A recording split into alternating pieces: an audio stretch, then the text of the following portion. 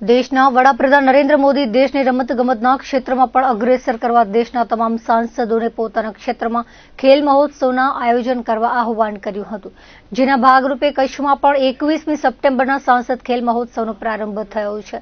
અત્યાર સુધી વિવિધ વય જૂથ કેટેગરીના અલગ અલગ સ્પર્ધાઓમાં 2000થી વધુ ખેલાડીઓ ભાગ લઈ ચૂક્યા છે।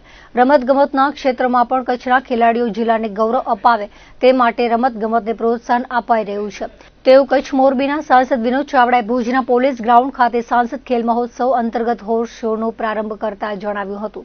ભુજમાં સાંસદ ખેલ મહોત્સવ અંતર્ગત કચ્છ પોલીસ માઉન્ટેન અશ્વદળના સહયોગથી હોર્સ શો લોકોનું આકર્ષણનું કેન્દ્ર બન્યું હતું। કચ્છ લોકસભા વિસ્તારમાં પ્રથમ વખત આ પ્રકારના શોનું આકર્ષણ કરાયું હોવાનું કચ્છના સાંસદે જણાવ્યું હતું। આ શોની વિવિધ કરતબ નિહાળવા મોટી સંખ્યામાં ખેલ રસિકો ઉમટ્યા હતા।